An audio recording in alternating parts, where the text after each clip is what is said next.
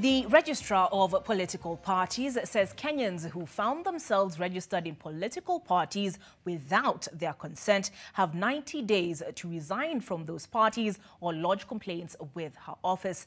This follows complaints from more than 300 Kenyans over a data breach by the Registrar of Political Parties.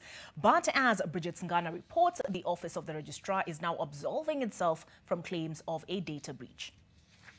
It all began in June this year when the Office of the Registrar of Political Parties published a link to help Kenyans find out whether or not they are registered as members of the more than 70 political parties in the country. What followed was a public outcry from those who claimed their personal information was used to enlist them to political parties without their consent.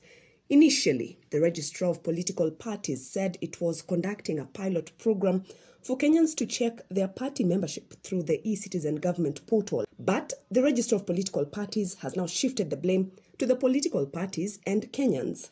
It's not the registrar or data commissioner or political parties that share the data out there. Data is private and data is for you. So when you check on your own volition, then you are supposed to keep the data to yourself. When you share, it's out of your own volition that you have decided to share with Kenyans your membership status. Those affected have 90 days to resign from those parties. You put a complaint that actually you think that you do not belong to that political party, or you resign. It's a question of parties just deleting them. Nobody wants to keep members who are dissatisfied to belong to their political party. We have a timeline under the Act which is 90 days. We are still waiting for regulations to help us in terms of tightening some of those issues, but that is the duration that we see and project that will have concluded the matter. The Office of the Registrar of Political Parties and the Data Protection Commissioner were meeting with the Secretary Generals of all the political parties in the country as the parties seek to clean up their membership registers ahead of the general election. And now political parties are aware. So we are not going to have this problem reoccurring.